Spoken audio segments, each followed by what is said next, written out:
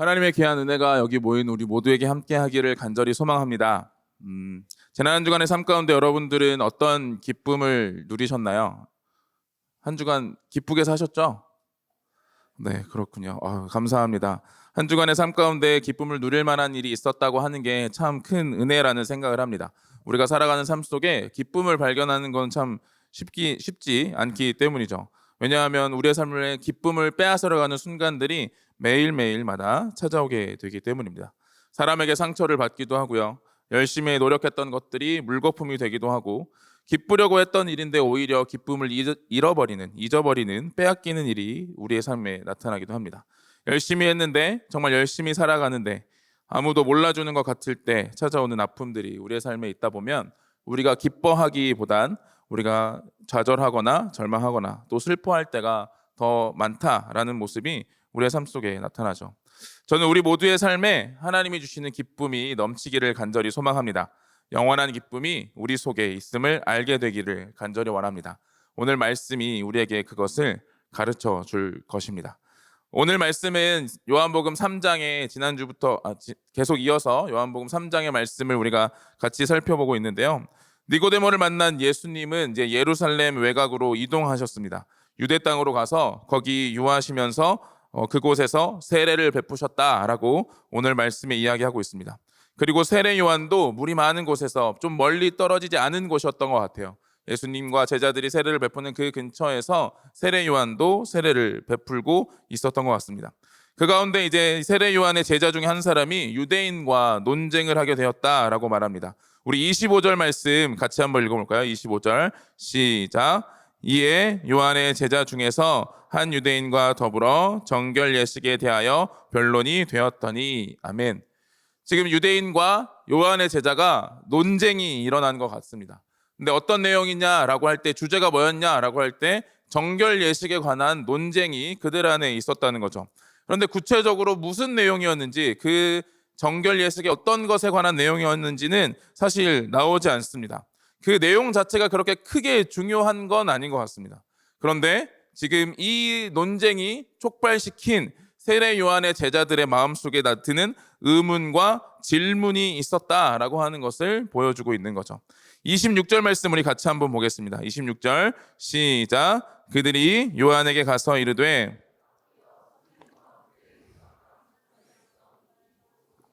증언하시던 이가 세례를 베풀매 사람이 다 그에게로 가더이다. 아멘. 세례 요한의 제자들이 논쟁 중에 이제 세례 요한을 찾아와서 말하고 있는 겁니다. 선생님이 증언하시더니 그가 예수님이 그의 제자들과 세례를 베풀고 있는데 사람들이 다 거기로 가고 있습니다 라고 이야기하고 있는 거죠. 이거는 어찌 보면 사실을 그냥 그대로 전하는 것처럼 보이지 않습니다. 그 안에 가지고 있는 의문과 질문들, 생각들이 있었다라는 걸 알 수 있죠. 아마도 그 정결 예식에 관한 논쟁, 그 변론 중에 이런 내용들이 있었지 않았을까 유추해 봅니다. 아마 세례 요한이 지금 예수님에 대해서 증언하였고 그 예수님을 드러내고 나타냈는데 이제 예수님이 세례를 베풀고 많은 사람들이 예수님을 향해 가고 있었던 거죠. 그러면 이제 세례 요한의 세례는 어떤 의미가 있느냐? 세례 요한은 어떤 권위를 가지고 도대체 세례를 베푸는 자이냐라고 유대인과 요한의 제자의 논쟁이 일어나게 된 것 같습니다. 그래서 아마 세례 요한의 제자들은 마음속에 질문을 품었던 거죠. 세례 요한이 이제 세례를 베푸는 그 권위, 세례 요한은 왜 세례를 베풀고 도대체 무엇을 위하여 세례를 베푸는가? 그가 세례를 베푸는 것이 예수님이 오셨는데 예수님에게 많은 사람들이 가고 있는데 그것이 어떤 의미가 있을까라고 하는 의문과 궁금증이 들었을 겁니다. 그리고 그 안에는 시기와 질투의 마음들도 존재했겠죠. 내가 따르고 있는 선생님이었던 그 세례 요한에게 많은 사람들이 와서 세례를 받다가 이제는 세례 요한이 아니라 예수님과 그의 제자들에게 가서 세례를 받는 모습을 보면서 아마 세례 요한은 어떤 사람인가, 그리고 그들 안에 그 예수님에게 사람들이 많이 가는 것에 대한 질문 그리고 질투들이 있었다라고 하는 것을 세례 요한을 향해 말하는 것에서 볼 수 있습니다. 아마 저라도 이런 의문이 들었을 것 같습니다. 제가 따르고 있는 선생님이 이제 그 선생님을 따르는 사람들이 점점 사라져가고 세례 요한의 제자였던 사람들조차 이제 예수님의 제자가 되어서 쫓아가고 있는 상황이라면 그런 의문과 궁금증이 들겠죠. 제가 지금 그 학교에서 학위 논문을 쓰는 중에 있는데 지도 교수님을 이제 선정을 하잖아요. 지도 교수님을 선정을 할 때 제가 이제 선택을 하고 신청을 합니다. 그런데 이제 저희 학교는 교수님 한 분에 몇 명 이상 지원할 수 없게 되어 있어요. 그러니까 이제 한꺼번에 몰리게 되면 이제 신청이 되지 않는 거죠. 그러니까 인기가 많은 교수님들은 빨리 그 지도 교수 그 역할도 빨리 마감이 되는 거예요. 그래서 이제 제가 앞으로 이제 논문을 쓰고 어떻게 공부를 할까 하면서 지도 교수를 선택해야 할 때 고민을 굉장히 많이 했거든요. 인기가 많고 많은 영향력이 있고 내가 이걸 마쳤을 때 나에게 어떤 도움을 줄 수 있는 분을 선택하는 게 나에게 유리하지 않을까라는 생각이 하나가 있었고요. 또 제가 쓰고 싶은 논문, 또 그 공부하고 싶은 방향, 이런 것들이 있는데 이 방향을 가르쳐 주는 교수님을 따라가는 게 맞지 않을까라고 하는 이 두 가지 마음이 들었습니다. 저는 어떤 걸 선택했을까요? 여러분들이 본 저의 이미지는 어떤가요? 어떤 걸 선택했을 것 같으세요? 저는 사실 이제 후자를 선택했어요. 제가 하고 싶은 거, 제가 공부하고 싶은 거, 제가 쓰고 싶은 논문에 따라서 그 교수님을 선택을 했거든요. 근데 그 교수님은 많은 학생들에게 인기가 있는 분은 아니었습니다. 성품은 좋고 좋은 분이었지만 어떻게 이 학계에서 또 이런 곳에서 영향력이 큰 분은 아니었거든요. 그래서 이제 많은 사람들이 지원하지 않아서 저는 이제 당연하게 그 교수님과 이제 논문을 쓰게 된 거예요. 그래서 그 교수님께 배우고 논문을 써야 되는 지금 상황 속에 있는데 작년엔가 어떤 일이 있었냐면 교수님이 이제 은퇴를 얼마 앞두고 계셨는데 은퇴가 이제 얼마 남지 않은 상황이 있었는데 이제 총장 선거가 있는데 교수님이 총장을 나가신다는 거예요. 그래서 기회다. 나에게 기회가 찾아왔구나. 내가 내 하고 싶은 마음과 그 하나님 주신 마음을 가지고 이 선택을 했더니 우리 교수님이 총장이 되는 건 아닐까? 나의 인생의 길이 좀 뭔가 트여지는 거 아닐까라고 하는 이제 생각을 하면서 열심히 기도했습니다. 우리 교수님이 총장이 되게 해주세요. 어떻게 됐을까요? 네, 안 됐어요. 그래서 교수님 은퇴하셨습니다. 네. 제가 기도해서 안 됐나 싶기도 해요. 너무 죄송한데 제 안에 그런 마음이 드는 거예요. 교수님이 총장이 되면 나한테 좀 뭔가 유익이 있지 않을까, 좀 더 큰 영향력을 가진 분이 되니까 내가 그분의 제자가 되어 따르면 내가 그분으로부터 받을 수 있는 또 얻을 수 있는 혜택이 좀 더 많아지지 않을까, 이런 생각을 하며 저는 이제 그런 기도를 했던 거죠. 아마 세례 요한의 제자들도 아마 마찬가지 아니었을까요? 만약 세례 요한의 제자들의 마음을 우리가 생각해 본다면 이제 점점 세례 요한에게 오는 사람들은 줄어드는 것처럼 보이고 예수님을 따라하는 사람들이 많은 것처럼 보여지니까 자신들이 따랐던 것, 세례 요한을 따라 함께했던 그 모든 것이 의미 없는 것처럼 여겨질 수 있었다는 거죠. 그래서 그 제자들이 세례 요한에게 내가 이제 거기에 세례 요한을 따르는 것이 합당한가라고 하는 그 마음들과 질문들이 있었던 겁니다. 아마 그들의 마음 속에는 그런 마음이 있었을 거예요. 세례 요한이 그리스도보다 위대한 존재였기를, 세례 요한이 예수님보다 더 나은 존재여서 다시 많은 사람들이 세례 요한에게 오면 좋지 않을까라고 하는 생각을 했을 수 있겠죠. 이런 제자들의 이야기에 세례 요한은 그들의 기대와는 다른 대답을 합니다. 우리 요한복음 3장 27절 28절 말씀 같이 한번 읽어보겠습니다. 시작. 요한이 대답하여 이르되 만일 내가 말한 바 나는 그리스도가 아니요 그의 앞에 보내심을 받은 자라고 한 것을 증언할 자는 너희니라. 아멘. 요한은 그의 제자들 앞에 자신의 정체성을 분명히 다시 한번 이야기합니다. 자신은 그리스도가 아니라는 것이죠. 그리스도가 아니고 그리스도 앞에 보내심을 받은 자라고 이야기하고 있는 겁니다. 너희들이 내가 그리스도가 되고 내가 그리스도가 더 나은 존재가 되기를 원할지 모르겠지만 나는 그리스도가 아니다. 나는 그리스도가 아니며 그 그리스도 앞에 와서 그에 대하여 증언하고 그를 가르쳐주고 그가 어떤 존재인지를 선포하는 증인의 사명을 가진 존재에 불과한 사람이다라고 하는 사실을 세례 요한은 그의 제자들에게 이해하고 이야기하고 있는 겁니다. 세례 요한은 자신이 누구인지 어떤 역할을 해야 하는 것인지를 분명히 알았습니다. 자신은 결코 그리스도가 될 수도 없고 그리스도가 되어서도 안 되며 오직 그의 앞에 보내심을 받은 자로서 그의 존재, 그의 삶의 정체성, 그의 사명을 가지고 나아갔다라고 이야기하고 있는 것이죠. 그는 사람이 그 스스로 어떤 것을 받을 수 없다라고 말하며 자신의 주신 사명은 오직 하늘로부터, 하나님으로부터 주어진 것임을 그들에게 분명하게 선포합니다. 그가 살아가는 삶, 그의 목표, 그의 삶의 정체성, 그가 살아가고 있는 사명, 그 인생의 모든 것이 그가 그 안에서, 자신 안에서 아니면 사람들에 의해서 주어진 것이 아니라 오직 하늘로부터 주어진 사명, 하늘로부터 주어진 정체성을 가지고 삶의 정체성을 가지고 서 있다라는 사실을 제자들에게 이야기하고 있는 것이죠. 그는 하나님으로부터 주어진 자신의 분명한 사명을 알고 있었고 그래서 그는 스스로 자신이 누구인지를 알고 자신이 어떤 존재인지를 알고 자신의 삶의 영역과 방향을 향해 나아갔다라고 이야기할 수 있는 겁니다.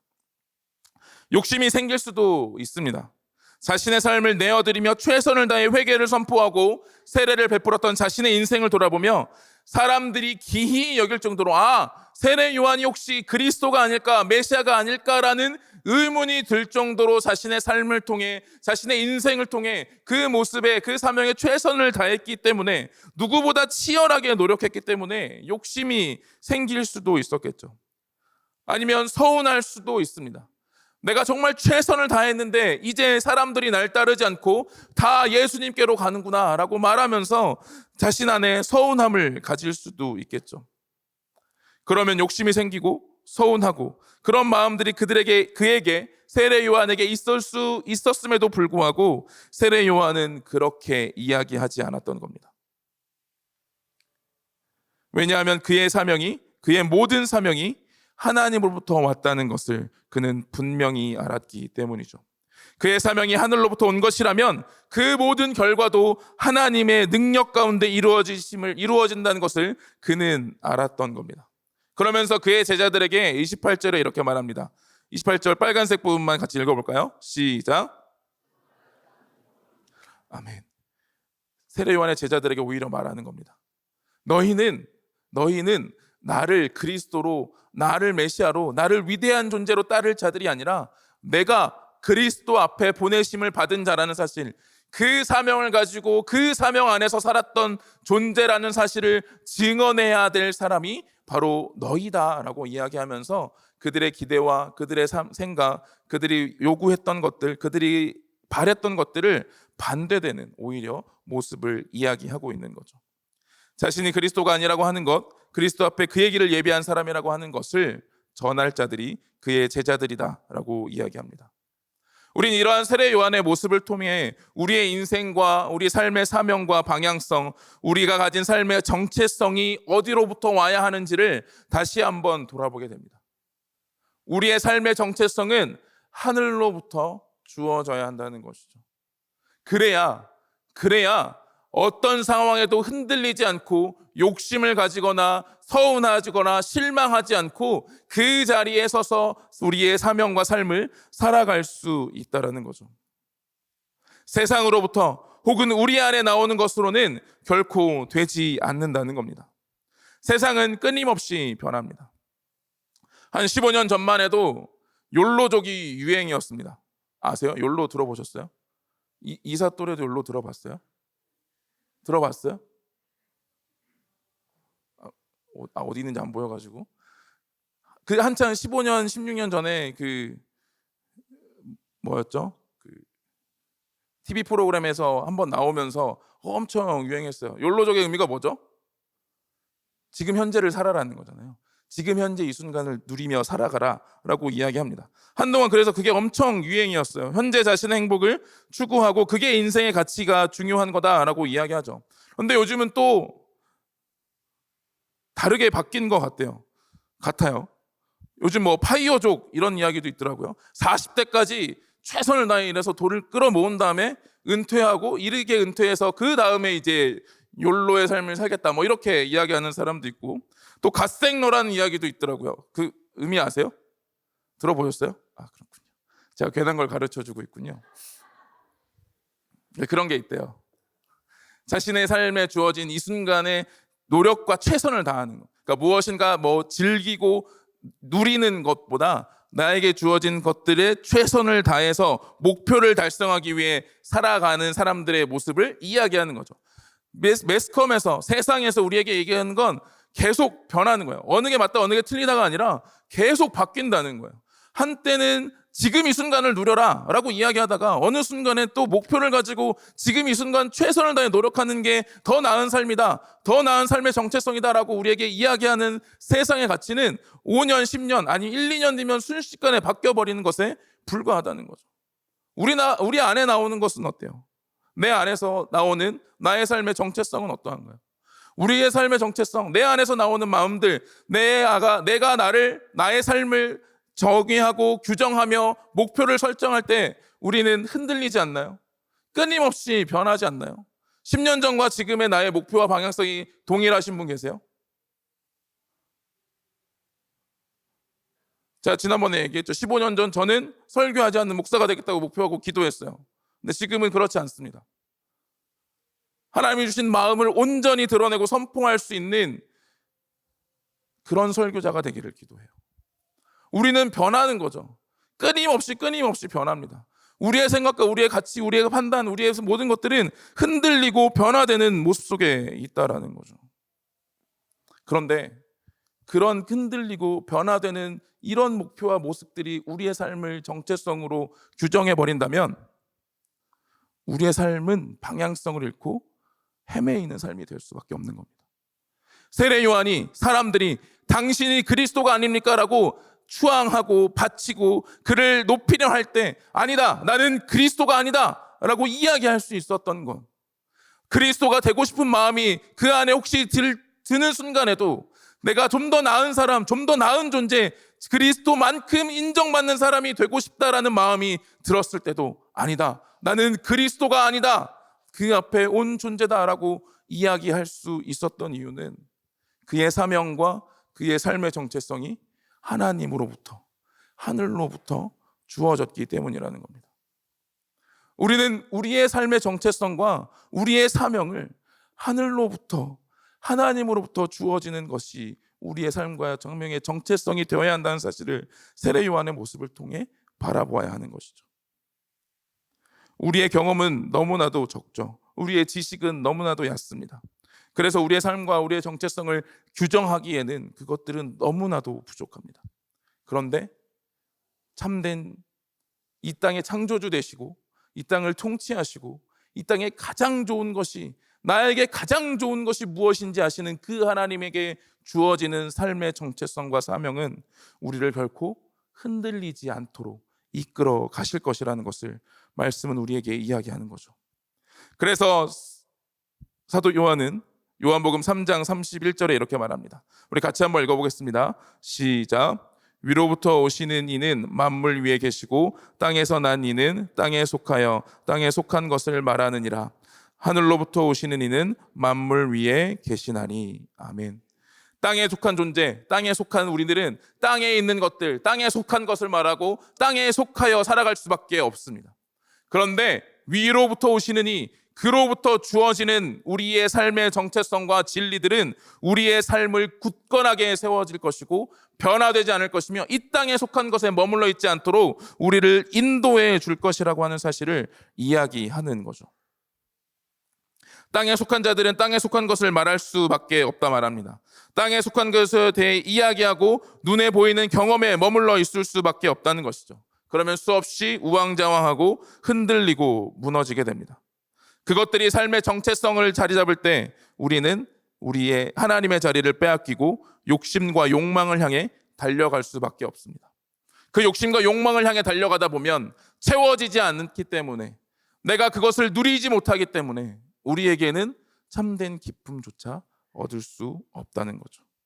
세례 요한은 이렇게 말합니다. 29절 말씀. 신부를 취하는 자는 신랑이나 서서 신랑의 음성을 듣는 친구가 크게 기뻐하나니 나는 이러한 기쁨으로 충만하였노라. 아멘. 세례 요한은 말합니다. 나는 그리스도가 아니요 그 앞에 보내심을 받은 자다. 나는 신랑이 아니고 신부를 취하여 그 결혼식에서 주인공이 되는 신랑이 아니라 신랑의 결혼식에 신랑의 친구로서 그 결혼식에 참여하는 자, 그 결혼식을 주관하는, 그 결혼식이 온전히 이루어졌기에 기쁜 신랑의 친구로서의 기쁨을 누리는 기쁨을 가지고 있다라고 이야기하는 거죠. 유대식 혼례 전통에는 신랑의 친구가 굉장히 중요한 역할을 한다고 합니다. 이 결혼식, 이 혼례 예식을 처음부터 계획하고 주관하고 이 모든 것들이 잘 진행되도록 그 모든 것을 이끌어가는 역할을 한다는 거죠.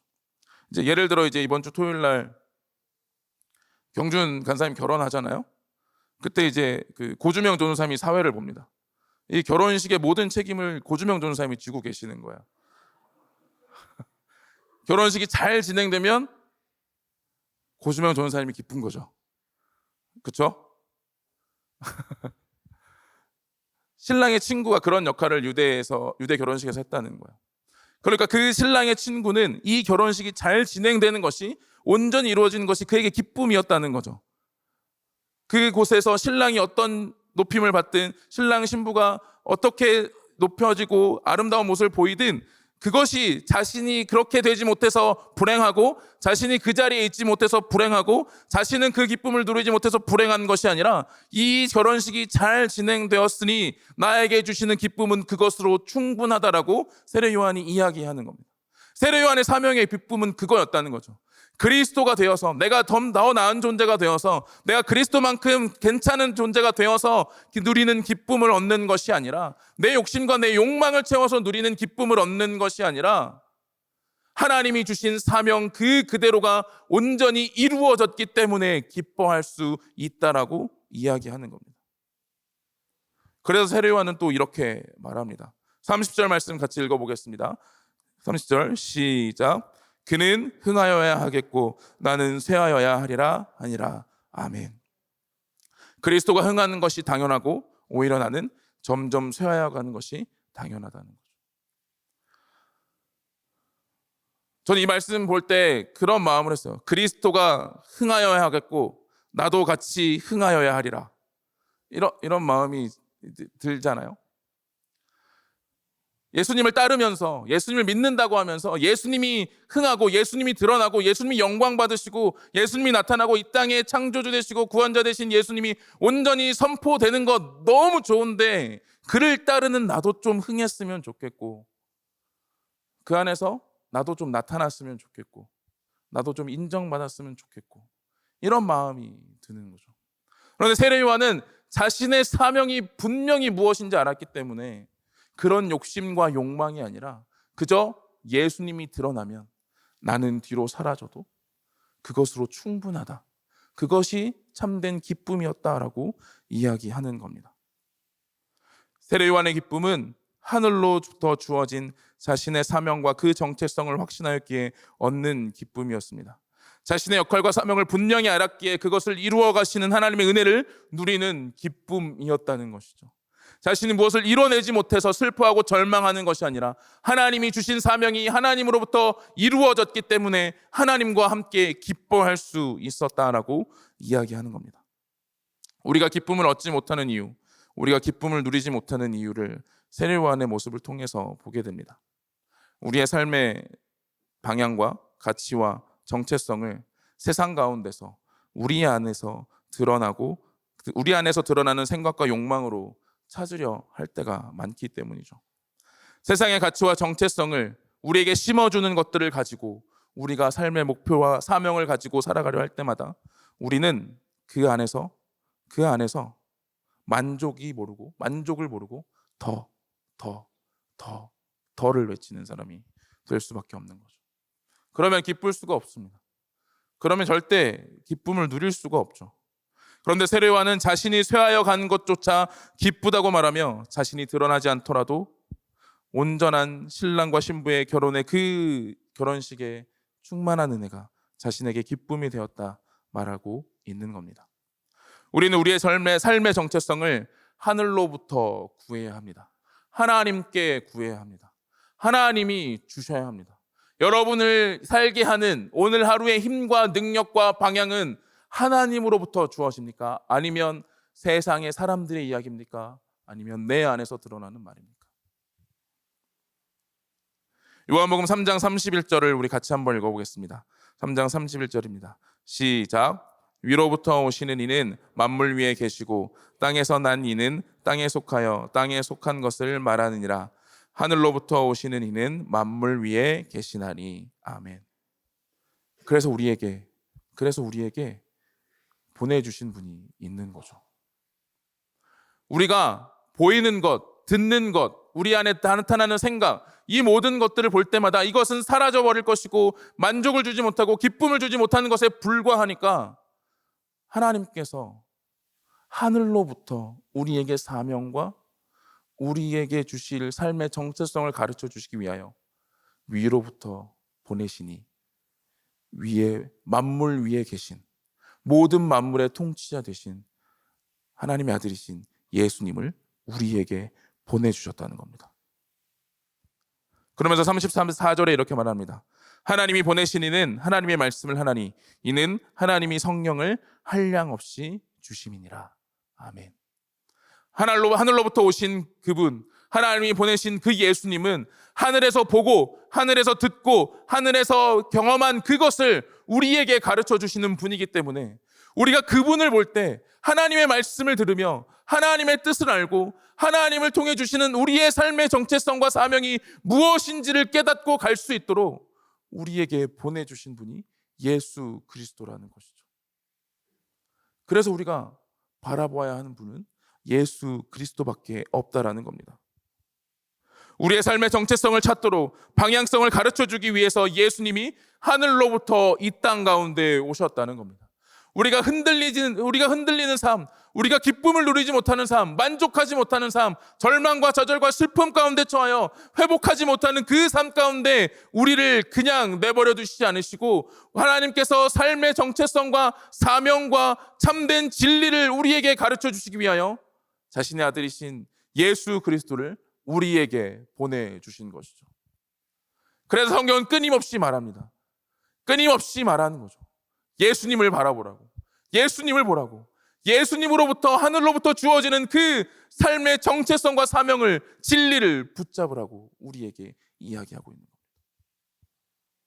여러분을 오늘 하루, 이번 한 주를 살아가게 하는 그 삶의 방향성을 우리는 예수 그리스도를 통해 바라보고 확신하며 깨달아야 하는 거죠.